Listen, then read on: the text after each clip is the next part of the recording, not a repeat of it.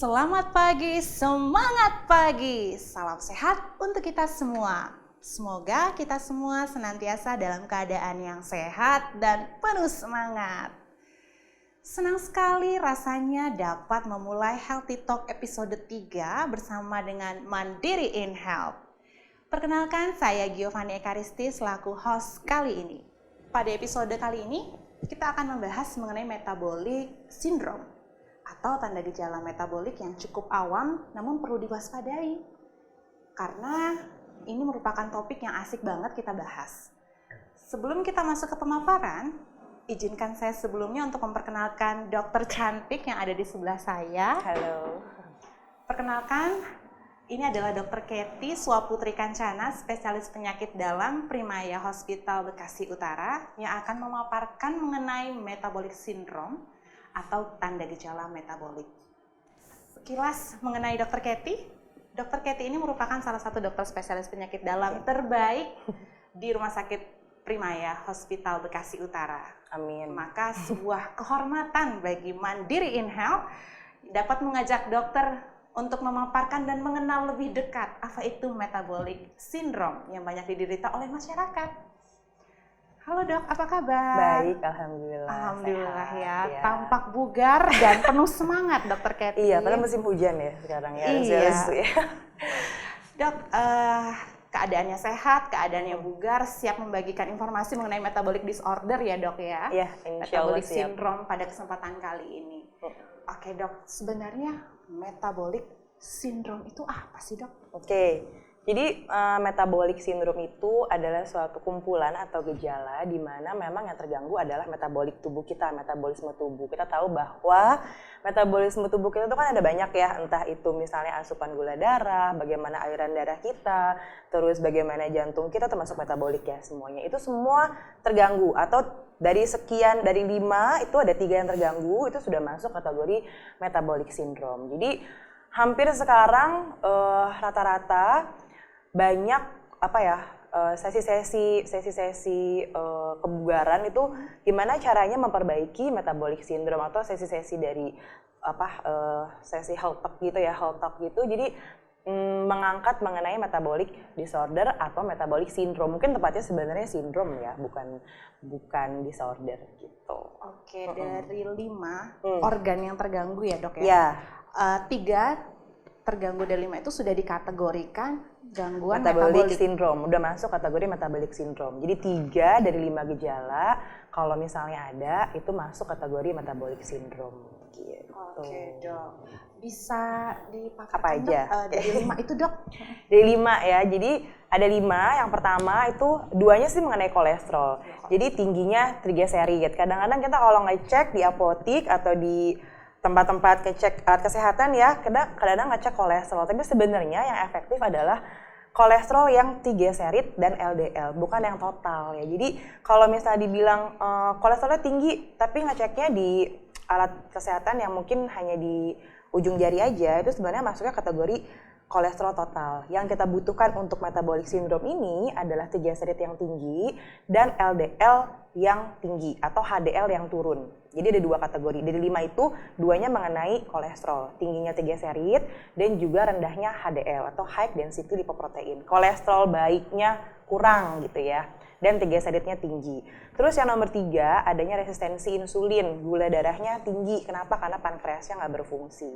Terus yang keempat itu ada gangguan pembuluh darah, tensinya cukup tinggi gitu ya. Jadi ada yang keempat, yang kelima obesitas. Jadi jangan salah, orang-orang yang mungkin BMI atau body mass index-nya lebih dari normal, entah itu overweight, entah itu obesitas, itu sebenarnya kalau dari 5 ini ada 3 aja itu udah masuk kategori metabolic syndrome sebenarnya gitu.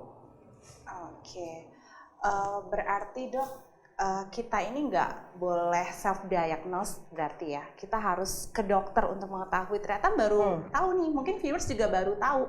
Ternyata kadar untuk menentukan aku ini kolesterol atau bukan, itu ternyata triglycerid sama kadar LDL yang turun, bukan alat HDL yang turun, bukan alat cek.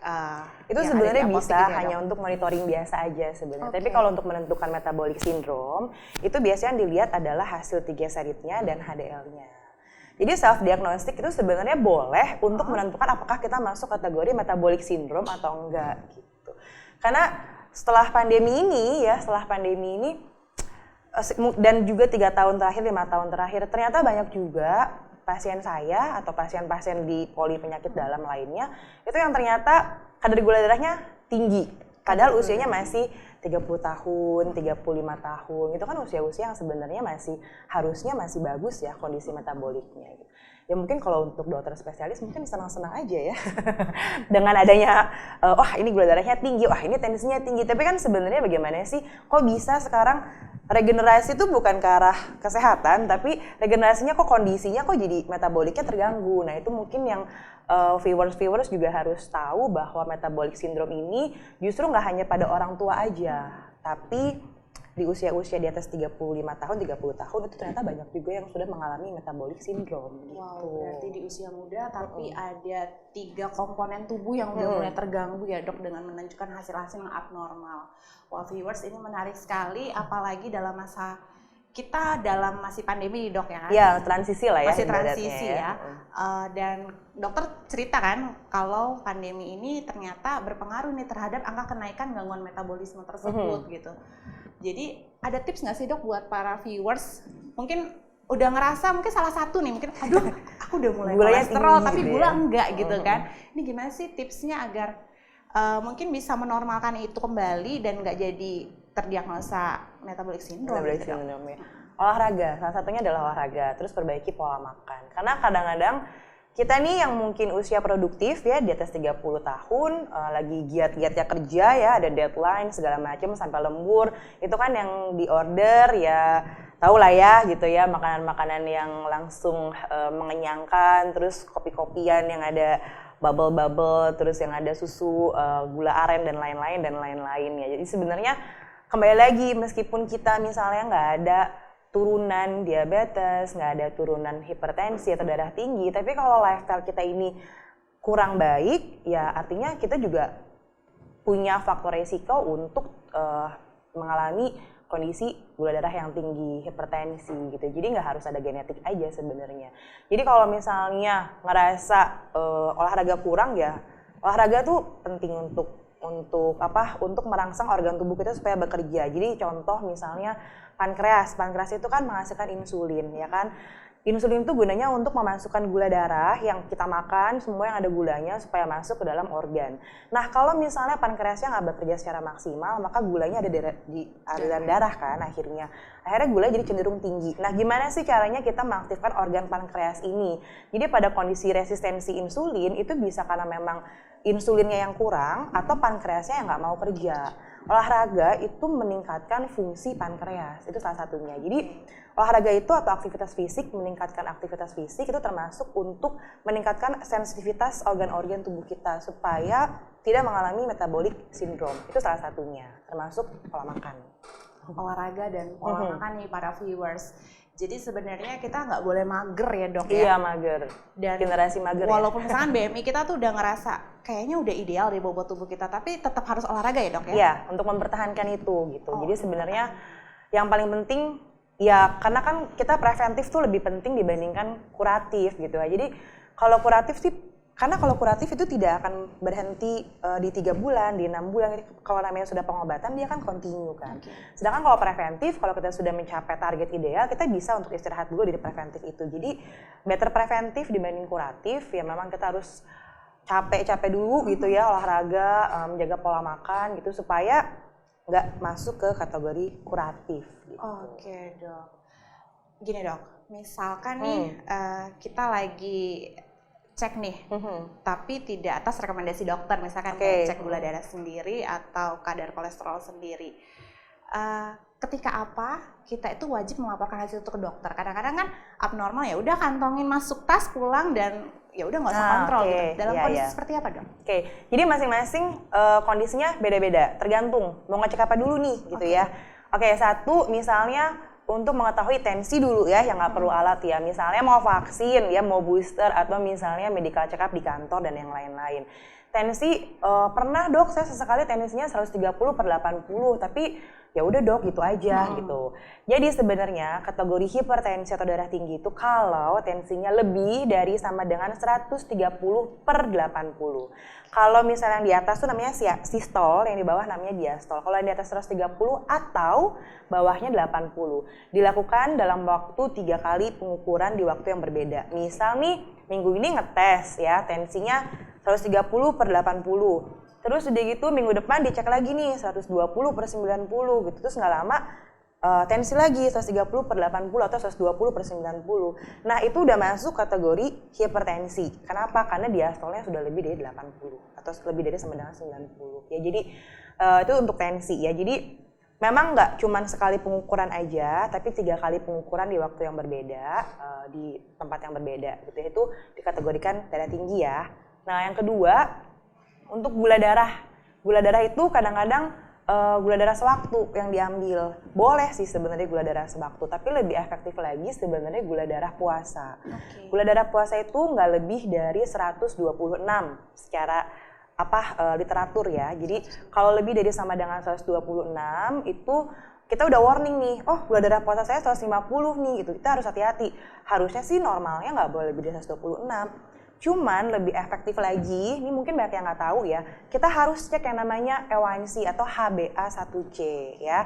Jadi HbA1c itu sangat penting peranannya untuk menentukan diagnosa diabetes dan juga untuk menentukan monitoring terapi pada pasien-pasien yang sudah mengalami diabetes. Jadi glycemic control ya. Jadi targetnya pasien diabetes adalah target HbA1c. Terus gimana cara mendiagnosis diabetes? Salah satunya yang paling efektif adalah HbA1c. Jadi aku kasih analogi ya biar gampang. Karena kadang-kadang kalau masyarakat zaman sekarang kalau nggak pakai analogi agak susah gitu ya. Jadi misal nih gula darah puasa sesekali 116, tapi beberapa kali dicek 126 nih misalnya itu ya. Pernah juga 130, tapi pernah juga 90. Bingung kan? Jadi ya kan kok di waktu yang berbeda gula darah puasanya kok naik turun ya, ini saya diabetes atau enggak sih? Itu analoginya kayak kita mau ambil rapot. Kalau untuk ambil rapot, kita ada beberapa kali ujian. Ujian pertama, kedua, dan ketiga. Nanti di rata-rata kan. Nah di rata-rata itu waktu ambil rapot adalah HbA1c. Jadi sebenarnya penentunya boleh langsung pakai HbA1c. HbA1c itu adalah rata atau estimate average glucose-nya, rata-rata gula darah dalam 3 bulan terakhir. Jadi kita tahu nih dalam 3 bulan terakhir gula darah kita tuh ternyata cukup tinggi. Oh ternyata HbA1c saya ternyata 9 ya dok ya. Meskipun saya pernah ngecek gula darah puasa saya cuma 90, cuma 120. Kenapa? Karena kalau gula darah puasa atau kita saat medical check up kita udah prepare. Kita udah prepare kan, kita mau medical check up. Kita puasa nih. Kalau bisa dari jam 6 pagi sampai jam 6 pagi lagi kita nggak makan supaya gula darahnya bagus, supaya tetap masih bisa bekerja, dikatakan fit dan yang lain-lain ya. Nah itu bisa dikuatkan diagnosanya dengan HbA1c. Jadi HbA1c itu tanpa harus ada gula darah puasa, nggak harus menunggu gula darah gitu ya. HbA1c kita rata dalam 3 bulan terakhir. Tapi syaratnya kondisi Hb-nya harus bagus atau Hb itu darah ya. Itu harus lebih dari 11 setidaknya gitu. Jadi tanpa puasa pun bisa langsung bisa tanpa ya, itu lebih akurat hasilnya. Lebih akurat ya. Jadi itu masuk ke program-program Prolanis, masuk ke itu pengecekannya udah banyak ya di laboratorium tuh udah banyak. Jadi itu yang kedua ya, tadi untuk menentukan diagnosa diabetes, kapan sih kita harus warning dan kita harus evaluasi ke dokter kalau menemukan HbA1c-nya lebih dari sama dengan 6,5%. Ya, jadi kalau udah lebih dari 6,5%, ya sebaiknya coba konsultasi ke dokter gitu. Oke, berarti dari pemaparan dokter tadi nih viewers, ketika kita mengantongi hasil lab atau hasil tensi yang abnormal, itu jangan diabaikan. Kontrol yuk ke dokter, kita konsultasi karena efeknya ini ternyata nggak main-main. Nah, kali ini kita akan bahas efek nih. Kalau misalkan, ya sudah hasilnya abnormal, saya kantongin ke tas, saya pulang dan saya lupakan itu nggak mau ke dokter. Gimana nih dok?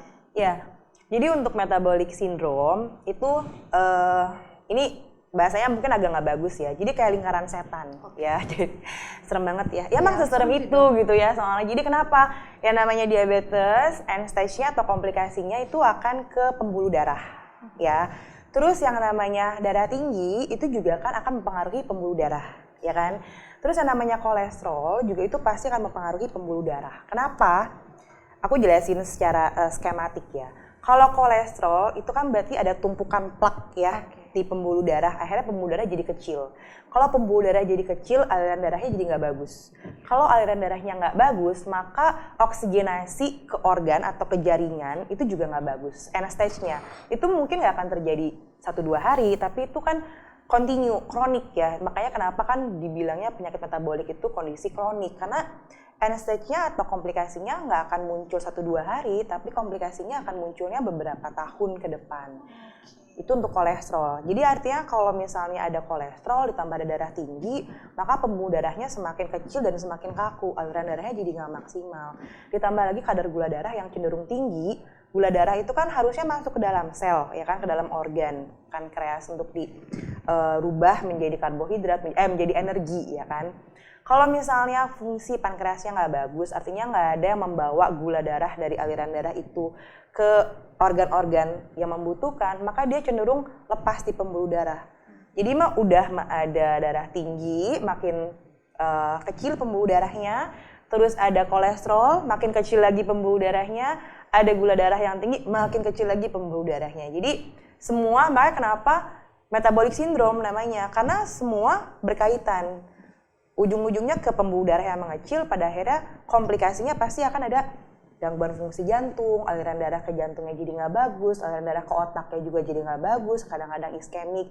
Kenapa bisa jadi stroke, kenapa bisa jadi gangguan jantung gitu ya, gagal jantung atau ke ginjal atau ke mata gitu, karena semua berhubungan dengan pembuluh darah sebenarnya gitu. Oke, viewers udah kelihatan benang merah ya, metabolic syndrome ini ternyata ada gangguan satu misalkan di pembuluh darah, itu efeknya akan kemana-mana seperti yang Dokter Katy tadi jelaskan, lingkaran setan itu akan terjadi gitu. Jadi memang benar Dokter Katy katakan adalah preventif itu nomor 1 ketimbang kita dapat diagnosa ternyata diabetik atau misalkan kolesterol lebih mengerikan lagi ya dok ya. Jadi mungkin kalau misalnya untuk usia-usia belum terlalu tua ya, maksudnya masih belum ada komplikasi, terus masih bekerja secara aktif, masih bisa jogging ke GBK kemana gitu, itu dirutinkan ya, sepedahan dari sini sampai Bogor, sampai Bandung, sampai mana ya nggak apa-apa sih sebenarnya. Ya asal kita fit itu nggak ada masalah, itu salah satu yang cukup efektif untuk menurunkan obesitas sentral ya, atau misalnya untuk menurunkan gula darah. Kenapa? Karena kalau kita berolahraga kita mengaktifkan organ-organ sehingga organ tubuh kita lebih sensitif untuk bekerja. Itu salah satu preventifnya gitu. Jadi nggak harus, preventif itu nggak harus dilakukan, jadi gangguan metabolic syndrome nggak harus terjadi pada usia di atas 45 tahun, di atas 50 tahun, tapi pada usia muda dengan suasana post pandemi yang masih beberapa kantor mungkin masih ada yang WFH ya kan, jadi itu dan post pandemi kemarin 2 tahun regulasi metabolisme tubuh itu juga banyak yang resistensi insulin, banyak yang tinggi, kadar gula darahnya, tensinya cenderung tinggi, berat badan, setidaknya berat badan pada naik ya, nggak naik ya berat badan ya selama pandemi? Ada sih dok, ada ya? justru waktu itu sempat turun, karena kan WFH pastinya ada perubahan ya kan, terus memang ya terjadi kenaikan lagi. Oh iya naik lagi ya, jadi memang berat badan yang mendadak naik dalam 2 tahun terakhir, terus ternyata BMI atau body mass index kita menjadi obesitas, itu juga harus hati-hati. Artinya kalau kita masih usia produktif lah ya, artinya masih 30 tahun, 35, 40 tahun itu masih usia produktif sebenarnya. Jadi harus hati-hati. Kenapa? Karena jangan masuk ke dalam kategori atau golongan yang metabolic syndrome itu. Oke. Dan penjelasan dokter di awal nih aku menarik banget bahwa metabolic syndrome itu tidak harus ditentukan oleh faktor genetik. Ya. Jadi tidak ada menyalahkan keturunan atau di atasnya saya dulu gini dok, makanya saya jadi begini sekarang gitu. Ya, jadi kadang-kadang orang tua kita punya diabetes dan darah tinggi. Tapi itu pun orang tua kita karena lifestyle.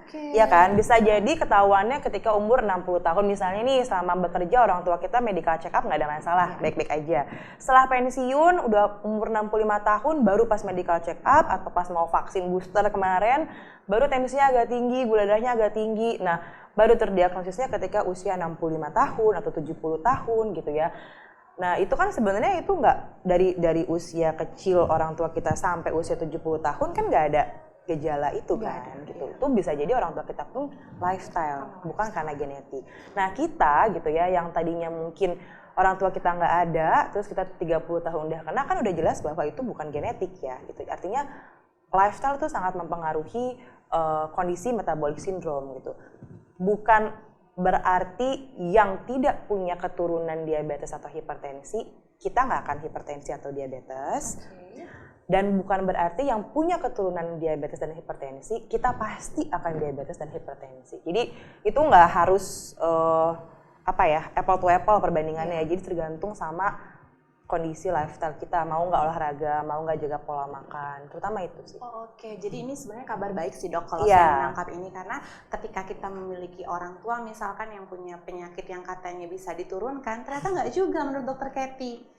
Ini adalah lifestyle viewers, jadi ketika lifestyle kita bisa pola hidup sehat dari aktivitas dan makanan yang tadi dokter sempat sebutkan di awal, ternyata bisa ngejaga loh kondisi kita tuh agar tetap sehat gitu. Dan menarik lagi kalau bahas stres nih dok, stres berhubungan dengan gangguan metabolik.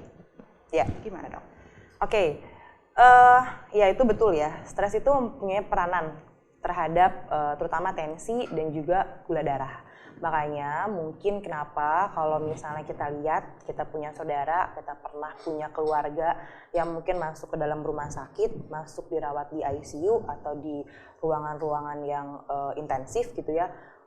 Orang tua saya nggak punya loh dok sebelumnya gula darah yang tinggi gitu, atau tensi yang tinggi. Tapi begitu mereka dirawat sakit, kok gula darahnya cenderung tinggi gitu ya. Terus tensinya kok cenderung tinggi karena ada stres metabolik gitu ya. Stres metabolik itu ya, ada ya dok? Ada. Jadi artinya apa? Jadi memang stres, baik stres yang terjadi pada kondisi sakit atau pada kondisi kritis, atau misalnya stres yang terjadi kronik secara kontinu, itu dari beberapa literatur sangat mempengaruhi kadar gula darah dan juga kadar tensi. Jadi mungkin viewers yang kerjaannya hektik, punya bos killer ya, jadi hati-hati. Jadi nggak bisa nyalahin bosnya, tapi ya kitanya nggak kuat mental kalau itu mungkin. Jadi artinya stres memang memegang peranan penting terhadap kadar gula darah dan juga kadar tensi. Cuman itu persentasinya nggak terlalu besar gitu ya. Jadi artinya dia mempengaruhi, cuman bukan artinya kita nyalahin stres. Ini saya kadar gula darah tinggi gara-gara saya stres. Kenapa? Karena kadang-kadang kalau kita stres, memang tubuh kita mengeluarkan hormonal dan segala macam gitu. Jadi itu bisa mempengaruhi kondisi metabolik.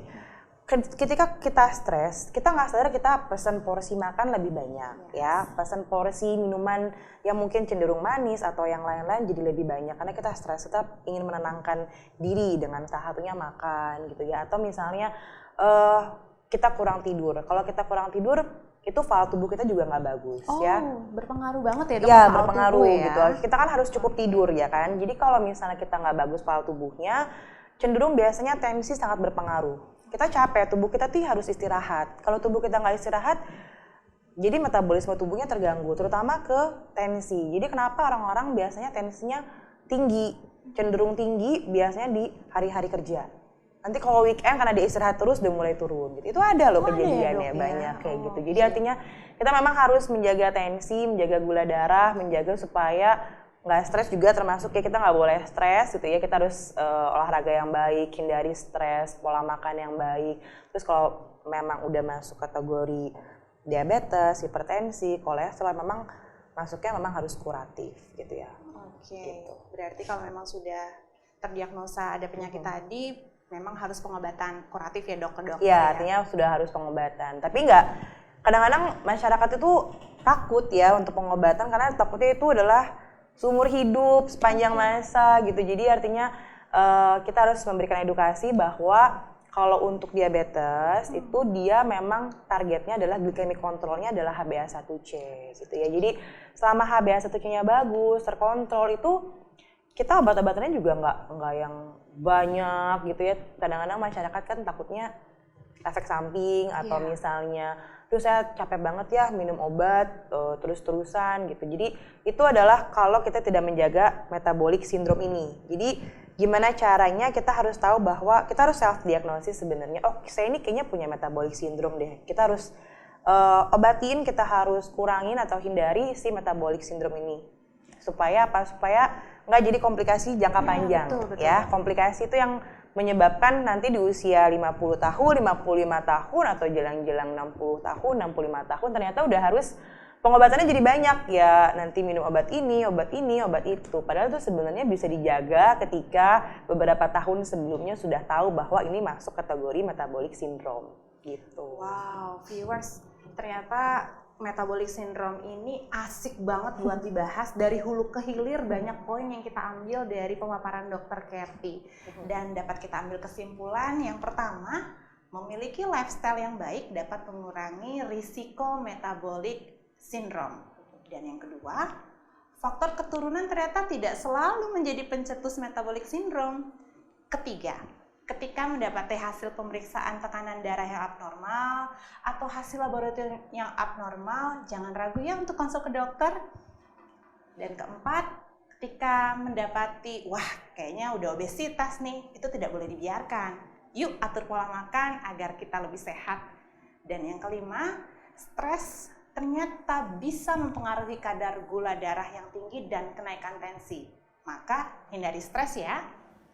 Demikian acara Healthy Talk pada episode 3. Semoga ada ilmu dan poin-poin penting yang dapat diambil dari pemaparan Dr. Katy. Jangan lupa untuk nantikan Healthy Talk selanjutnya. Semoga penyelenggaraan acara ini dapat meningkatkan kesadaran dan kesehatan serta produktivitas kerja kita semua.